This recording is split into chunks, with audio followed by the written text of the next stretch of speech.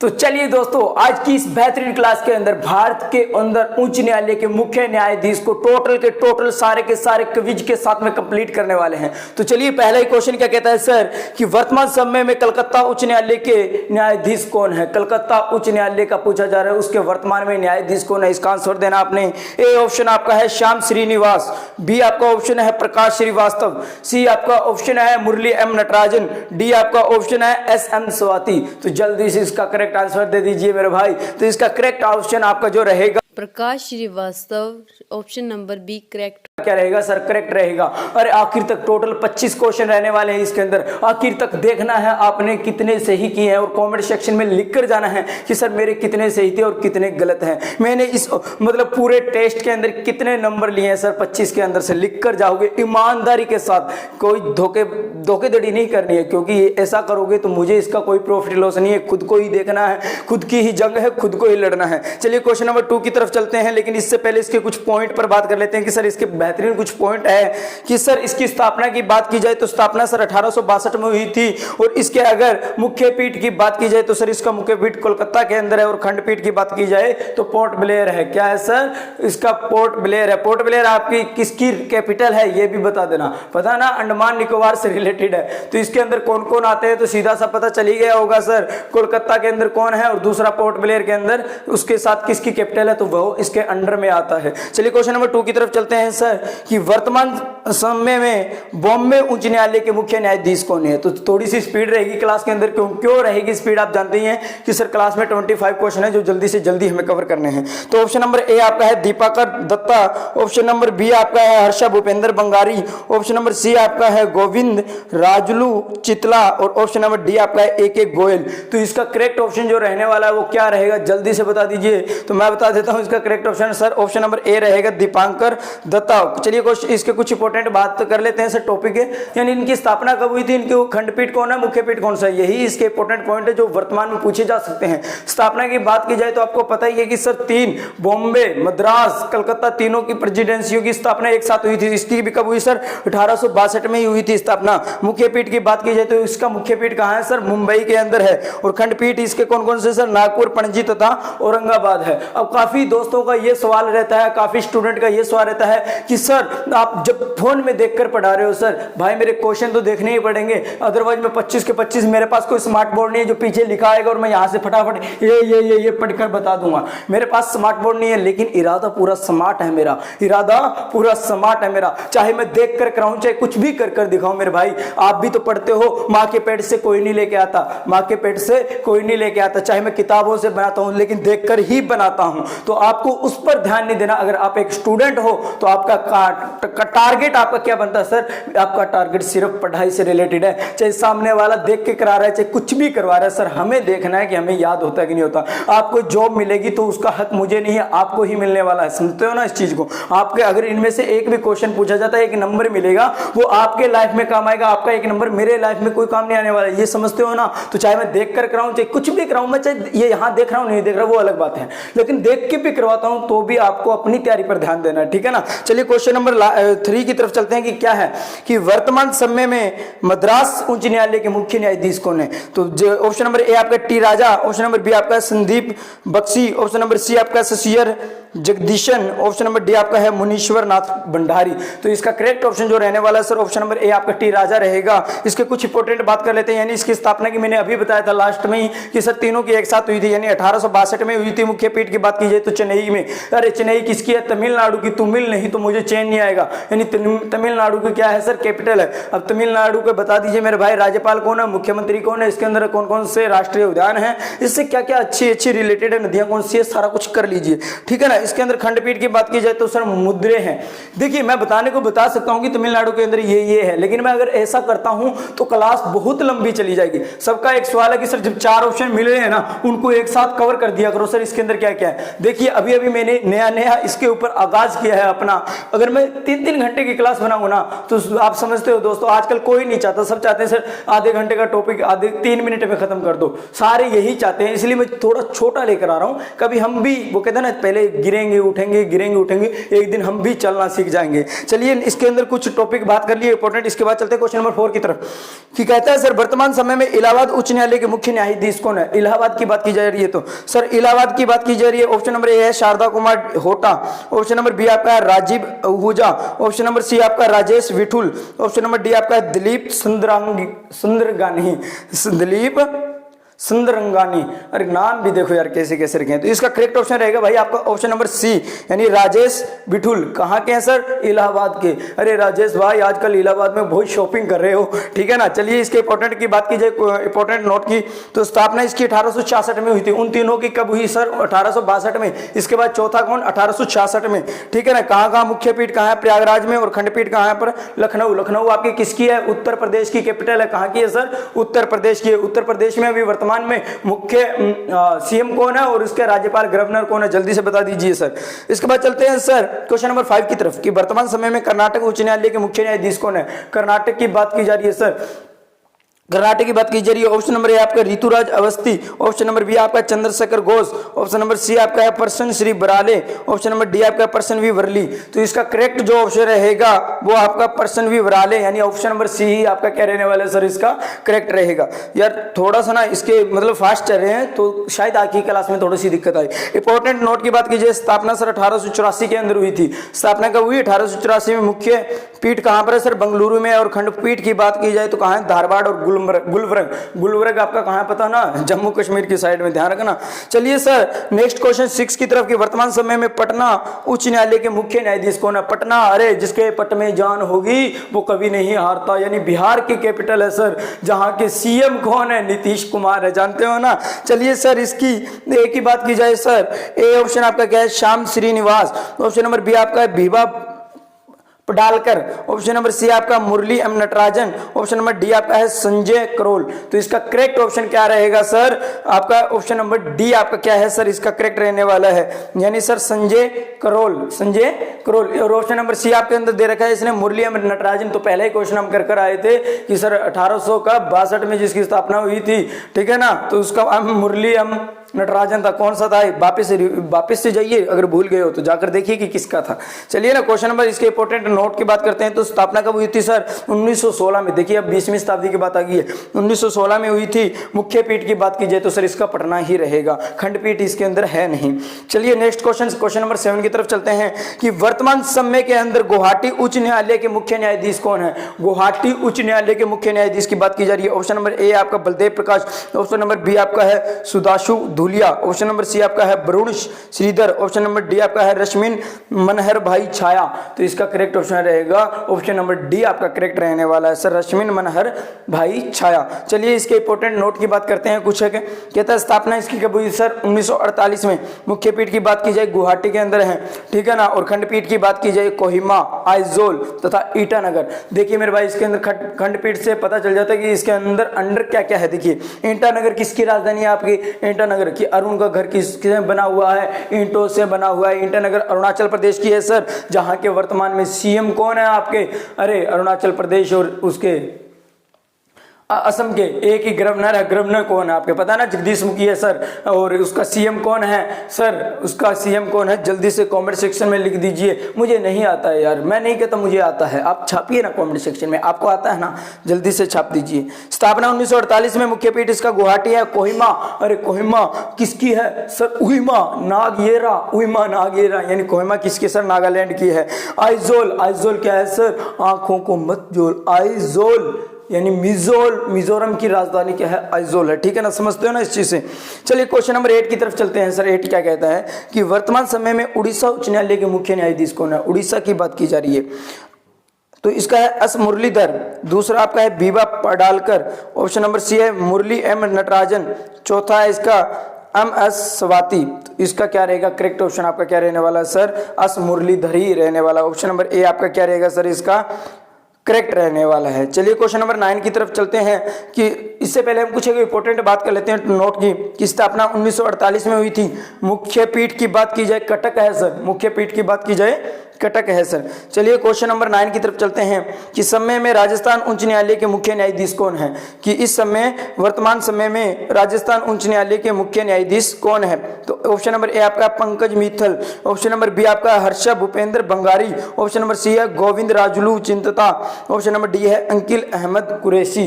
तो इसका correct option जो रहने वाला है वो ऑप्शन नंबर ए आपका, यानी सर पंकज मित्तल इसका क्या रहेगा, करेक्ट रहेगा, पंकज राजस्थान का, याद रखना।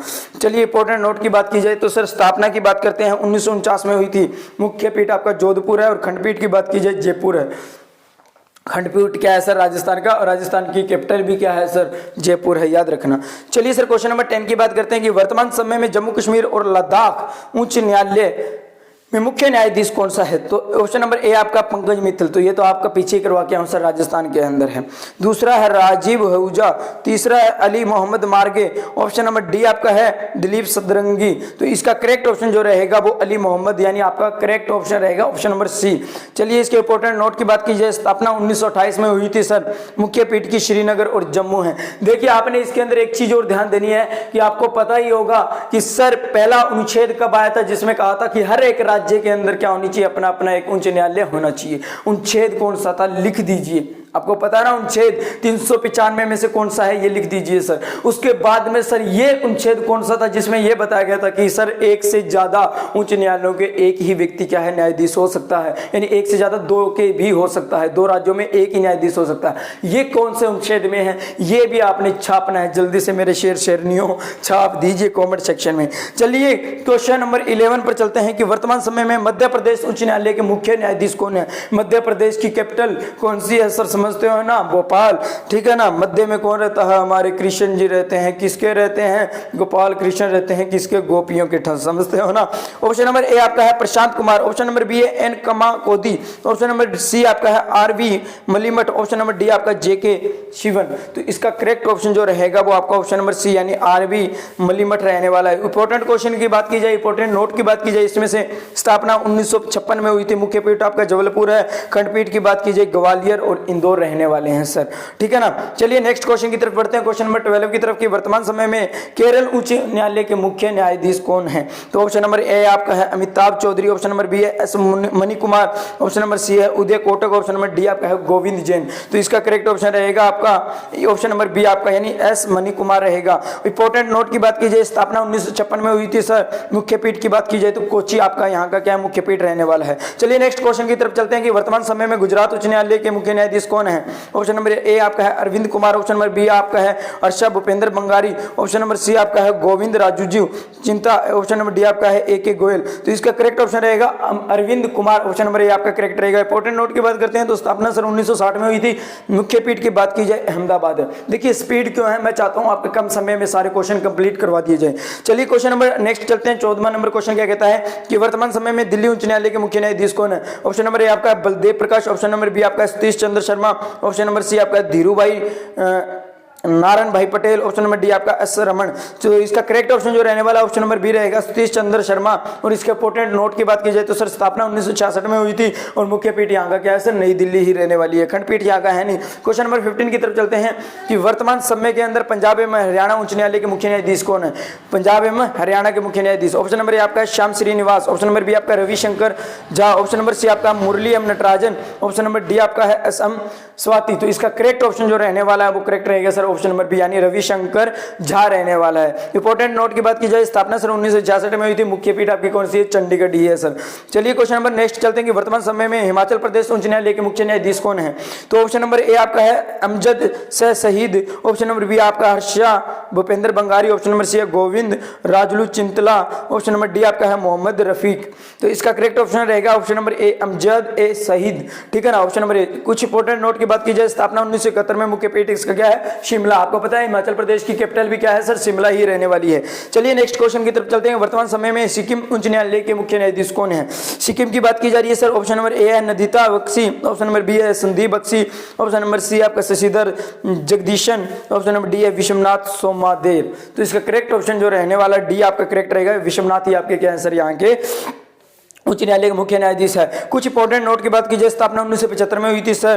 तो मुख्य पीठ क्या है? गंगटोक है। मुख्य पीठ की बात की जाए, उनकी कैपिटल बताई जा रही है सर। सिक्किम की क्या है, हिमाचल प्रदेश की क्या है, ये समझते हो, कैपिटल यानी उनकी राजधानी से रिलेटेड है। चलिए क्वेश्चन नंबर नेक्स्ट चलते हैं कि वर्तमान समय में छत्तीसगढ़ उच्च न्यायालय के मुख्य न्यायाधीश कौन है, कि वर्तमान में कौन है? तो Sharada Kumar Hota, option number B Arup K Goswami, option number C है Ramesh Babu Botu, option number D है दिलीप सदरंगी। तो इसका करेक्ट ऑप्शन जो रहेगा आपका अरूप के गोस्वामी रहने वाला है सर। इसके कुछ इंपॉर्टेंट नोट की बात की जाए तो इंपॉर्टेंट नोट क्या है सर? स्थापना 2000 में की गई थी। मुख्य पीठ क्या है सर? बिलासपुर है। मुख्य पीठ की बात की जाए तो कौन सा सर? बिलासपुर है। नेक्स्ट क्वेश्चन 19 की तरफ चलते हैं कि वर्तमान समय में उत्तराखंड उच्च न्यायालय के मुख्य न्यायाधीश कौन है? उत्तराखंड की बात की जा रही है सर। तो ए आपका है बलदेव प्रकाश, बी आपका है Vijay Shekhar Sharma, option number C है बिपिन सांगी, ऑप्शन नंबर डी है राघवेंद्र सिंह चौहान। तो इसका करेक्ट ऑप्शन रहेगा आपका सर बिपिन सांगी रहने वाला है। चलिए इंपॉर्टेंट नोट की बात की जाए तो यहाँ का क्या है सर? स्थापना 2000 में की गई थी। मुख्य पीठ आपका यहाँ का क्या है? नैनीताल रहने वाला है। ठीक है ना, नैनीताल आपका क्या है? यहाँ का मुख्य पीठ रहेगा। वर्तमान समय में सर ऑप्शन क्वेश्चन नंबर 20 की तरफ चलते हैं। वर्तमान समय में झारखंड उच्च न्यायालय के मुख्य न्यायाधीश कौन है? तो option number A Ravi Rajan, option number B आपका है M Kamakodi, option number C है J Venkataramu, option number D है जे के शिवम। तो इसका करेक्ट ऑप्शन जो रहेगा ऑप्शन नंबर ए ही आपका रवि रमन जो है आपका क्या है? रवि रंजन सॉरी। तो यही क्या है सर आपका इसका करेक्ट रहेगा। इंपॉर्टेंट नोट की बात की जाए तो स्थापना 2000 में हुई थी। मुख्य पीठ यहाँ का क्या है सर? रांची रहने वाला है। चलिए क्वेश्चन नंबर 21 की तरफ की वर्तमान समय में मेघालय उच्च न्यायालय के मुख्य न्यायाधीश कौन है?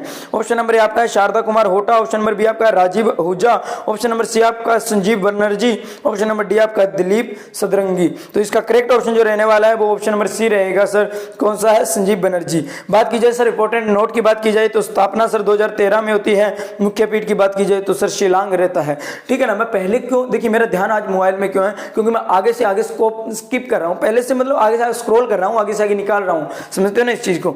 चलिए सर आगे नेक्स्ट क्वेश्चन की तरफ चलते हैं कि 22 की तरफ देखते हैं कि वर्तमान समय में सर मणिपुर उच्च न्यायालय की बात की जा रही है। मणिपुर की बात की जा रही है सर। ऑप्शन नंबर ए है Amitabh Chaudhary, option number B है Chandrashekhar Ghosh, option number C है Uday Kotak, option number D है पीवी संजय कुमार। तो इसका करेक्ट ऑप्शन क्या रहने वाला? जल्दी से छाप दीजिए सर। ऑप्शन नंबर डी आपका पीवी संजय कुमार इसका करेक्ट रहेगा सर। इंपॉर्टेंट नोट की बात की जाए सर स्थापना 2013 में हुई थी। मुख्य पीठ की बात की जाए तो इम्फाल है सर। आपको पता ना उसकी कैपिटल क्या है।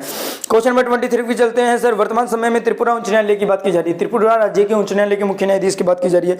ऑप्शन नंबर ए है Nadita Bakshi, option number B है आपका Indrajit Mahati, option number C है Shashidhar Jagadeesan, option number D आपका वी वेदनाथन। तो इसका करेक्ट ऑप्शन जो रहने वाला है ऑप्शन नंबर बी आपका इंद्रजीत महती रहने वाला है। ठीक है ना, ऑप्शन नंबर बी आपका करेक्ट है। इंपॉर्टेंट नोट की बात की जाए तो सर क्या रहेगा? स्थापना 2013 में हुई। मुख्य पीठ अगरतला है आपका। ठीक है ना। क्वेश्चन नंबर 24 की तरफ चलते हैं सर कि वर्तमान समय के अंदर तेलंगाना उच्च न्यायालय के मुख्य न्यायाधीश कौन है?